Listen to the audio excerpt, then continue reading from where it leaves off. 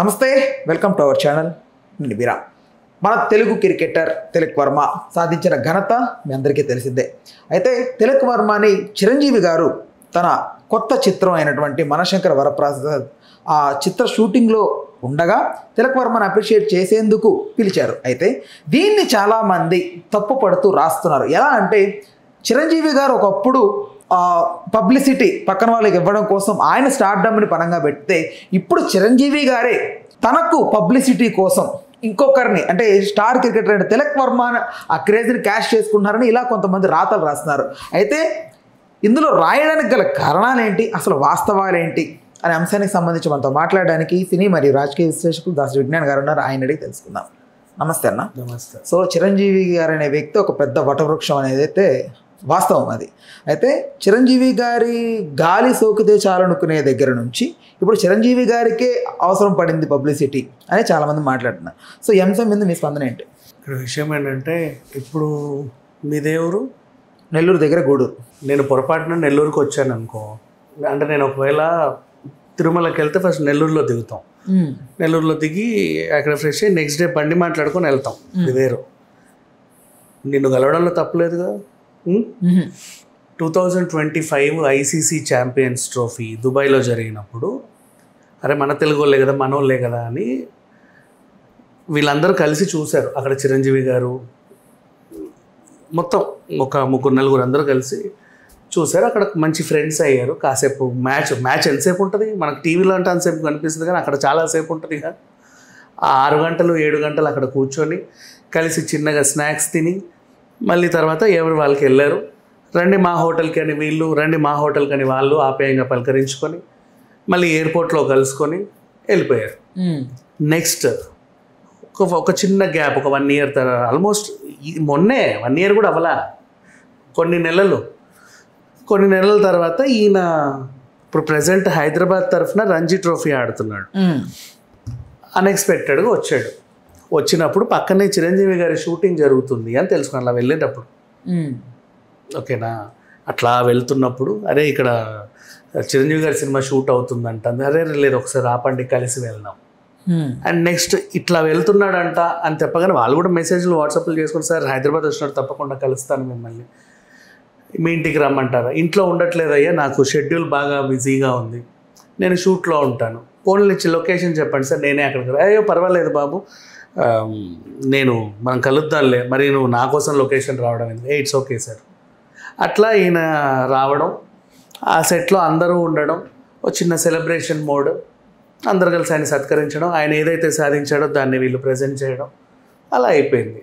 దీంట్లో ఎవరికి ఏమి ఇబ్బంది ఉంది అది నాకు అర్థం కాలేదు. బేసిక్గా ఇప్పుడు ఆయన ఎవరికైనా ఆయన వెళ్తే ఆయన మాట చెప్పినా ఆయన ఇన్స్టాగ్రామ్ స్టోరీ పెట్టినా కూడా వాళ్ళకి ఎక్కడలేని పబ్లిసిటీ వస్తుంది. కానీ ఇప్పుడు ఆయనే పబ్లిసిటీ కోరుకుంటున్నాడని కొంతమంది రాస్తున్నారు రాతలు. అసలు వాళ్ళ ఇంటెన్షన్ అండర్స్టాండ్. నాకు ఎవడు రాశాడో తెలియదు, ఎందుకు రాశాడో తెలియదు, దాని గురించి నాకు ఆలోచించాల్సిన పని కూడా లేదు. అంటే ఎందుకు రాశాడు అనేది మెయిన్. ఇక్కడ ఆడేవాడో గొట్టంగా రాస్తే నేను ఎందుకు దానికి సమాధానం చెప్పాలి?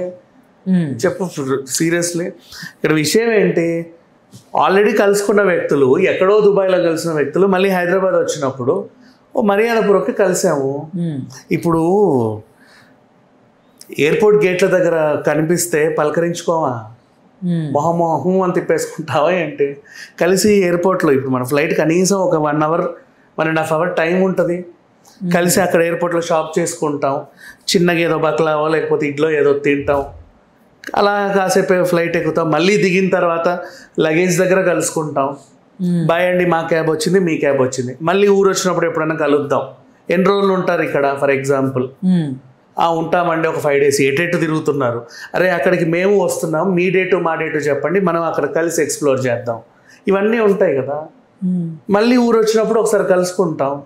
మరి అదేంటిది ఈ కలయికలో అంత చూడాల్సిన అవసరం ఏంటి? నాకు అదే అర్థం కావట్లేదు. అయితే ఇంకొకటి ఏంటంటే ఇంకొక వర్షన్ ఏమనిపిస్తుంది అంటే బాలకృష్ణ వర్సెస్ చిరంజీవి అనేది మొన్న రాజుకుంది కదా. ఏదైతే చిరంజీవి గారు సినీ ఇండస్ట్రీకి పెద్ద దిక్కుగా ఉన్నాడు, ప్రతి చిన్నదానికి కూడా అప్రిషియేట్ చేస్తున్నారు. దగ్గరికి ఇప్పుడు కిరణ్ అబ్బవరాన్ని ఇంటికి పిలిచారు, చిన్న చిన్న వాళ్ళను కూడా ఇంటికి పిలుస్తాడు ఆయన, ఒక కప్పు కాఫీ ఇస్తాడు. ఆయనకు సంస్కారం అది ఇచ్చి అందరిని సత్కరించి ఆయన కొంచెం అప్రిషియేట్ చేయడం అనేది ఆయనకున్న నైజం. అంతెందుకు నిహారిక గారు తీసింది అదేంటది బాయ్స్ ఏదో వచ్చింది ఒకటి, అందరూ 14 మంది ఉంటారు, మర్చిపోయాను నాకు పేరు గుర్తులేదు, వాళ్ళని కూడా ఇంటికి పిలిచాడు ఆయన, అంత గొప్ప మనిషి. అయితే ఇప్పుడు బాలకృష్ణ గారు ఆ కాంపిటీషన్ని తట్టుకోలేక, అంటే బాలకృష్ణ గారు లేకపోతే బాలకృష్ణ గారికి ఉన్నటువంటి ఆ టీమో వాట్ ఎవర్, సో చిరంజీవి గారు చేస్తున్న పనులన్నీ వీళ్ళకి నచ్చక వీళ్ళు చేయలేక దాన్ని ఇలా తిప్పుతున్నారు అని కొంతమంది మాట్లాడుతున్నారు. ఇంత ఆలోచించే టైం నాకు లేదు, ఈ ఆలోచనకు సమాధానం చెప్పాలన్న ఆతృత నాకు లేదు, కోరిక లేదు. సీరియస్ అంత ఎవడు ఆలోచిస్తాడు? ఈ చుట్టాలు ఇంటికి చుట్టాలు వచ్చినా తప్పే, ఫ్రెండ్స్ వచ్చినా తప్పే, పొరపాటున ఎవడన్నా ఎక్కడన్నా కలిసినా తప్పే. ఎందుకు కలిసి ఉంటాడు, ఎందుకు మాట్లాడుకుంటారంటే కర్మగాలి వాళ్ళ సెలబ్రిటీలు ఫేమస్ పర్సన్స్ అయిన పాపానికి, అంతే. అంత మించి ఇంకేమీ లేదు. ఎక్కువ ఆలోచించాల్సిన పని లేదు, బుర్రలు పాడు చేసుకోకూడదు. జస్ట్ ఒక క్రికెట్ మ్యాచ్ కలిసి చూసామంతే, very simple. But Balayya version చెప్పండి. బాలయ్య వర్షన్ నాకు ఇక్కడ బాలయ్య అసలు నాకు కనబడం కూడా కనబడట్లేదు. Balayya version I mean Balayya టీమా లేకపోతే ఎవరు రాయిపిస్తున్నారేమో కానీ బాలయ్య టీంకి ఏం పని వీళ్ళ మీద పడి రాయడానికి? వాళ్ళకి వేరే పనులు లేవా? కొంతమంది వాళ్ళ గురించి వాళ్ళకి రాసుకోవడానికే టైం సరిపోట్లా, వాళ్ళు అంత బిజీగా ఉన్నారు. వీళ్ళ గురించి వాళ్ళు ఎందుకు రాసుకుంటారో? అంత పని కట్టుకొని ఓ సెపరేట్ టీం పెట్టుకొని ఎప్పుడు చిరంజీవి ఎవరిని కలుస్తున్నాడు, ఎందుకు కలుస్తున్నాడు, ఎవరెవరు వచ్చారు అని వాళ్ళ ఇంట్లో కెమెరాలు పెట్టి ఇలా తొంగి చూసి ఏమి అసలు దీని గురించి పట్టించుకోవడం కూడా వేస్ట్. బట్ ఈవెన్ దో చాలా సింపుల్గా హాలిడేలో ఒక హాలిడే సెలబ్రేషన్ తర్వాత మళ్ళీ ఒక దగ్గరకు వచ్చినప్పుడు పక్కనే మనకు కొంచెం ఆప్తుడైనటువంటి మనిషి ఉన్నప్పుడు, ఆయనకో స్టేటస్ ఉన్నప్పుడు ఈయన కలవడంలో తప్పలేదు. ఈ అబ్బాయి పిల్లోడు ఇప్పుడే చిన్నప్పటి నుంచి సినిమాలు చూసి పెరిగాడు ఆయన్ని. ఇప్పుడు ఒక స్టేటస్ వచ్చింది, ఆయన కలవగలిగే కెపాసిటీ వచ్చింది.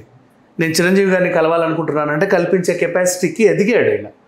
సో హ్యాపీగా కలిశాడు, దాంట్లో ఏముంది అంత ఆలోచించాల్సినంత అవసరం లేదు. చిన్న కలయిక అంతే. రాస్తున్న వాళ్ళకి ఏం చెప్తారు? నేనేమీ చెప్పను, ఏమీ చెప్పను. బాగా ఆలోచించారు, ఐ అప్రిషియేట్ దెమ్. అంతగానో ఆలోచించినందుకు అంత ఆలోచన నాకు రావట్లేదు. రైట్. అంటే ఎక్కడ ఏ నెగిటివిటీ స్ప్రెడ్ చేద్దామని మెయిన్గా చిరంజీవి గారు తెలియదు మా అంత ఎవరు అనుకుంటారో కూడా తెలియదు. ఆయన మీద నెగిటివ్ ఎందుకు స్ప్రెడ్ చేస్తారు? పోనీ పాజిటివ్ అయినా ఎందుకు స్ప్రెడ్ చేయాలి? ఎవరినో కలిస్తే కలవని, కలవకపోతే కలవడం, లేదా ఈయన్ని ఎవరు కలవడానికి వీల్లేదని బోర్డు పెట్టండి అట్లీస్ట్ బయట. ఆయనకి ఇందుకే కలిశాడు అందుకే కలిశాడు అని నాకైతే ఇంట్రెస్ట్ లేదు దీని గురించి మాట్లాడడం. ఆయన వాళ్ళు ఎందుకు చూసింది మాత్రం చాలా బాగుంది, ఎందుకనే దానికి రీజన్ నాకు తెలుసు కాబట్టి. ఆల్రెడీ ఒక మంచి క్రికెట్ మ్యాచ్ కలిసి చూసారు, 6 గంటల సేపు మన ఇద్దరం కలిసి ఒక దగ్గర ఉన్నప్పుడు, తర్వాత అటు ఇటు వెళ్ళినప్పుడు కలుసుకోవా మరి ఇంకేంటి? రైట్. ఓకే అన్న, thanks for the time, thanks for information. Hello, Telugu రాజ్యం ఛానల్ చూస్తున్నారా? సామాజిక రాజకీయ జీవన చిత్రణే తెలుగు రాజ్యం. అతిశయోక్తులు అసత్యాలు ఉండవు. రాజకీయ కోణం కాదు, ప్రజా కోణమే కొలబద్ద. తెలుగు రాజ్యం వీక్షణ మీ ఉత్తమ అభిరుచికి నిదర్శనం.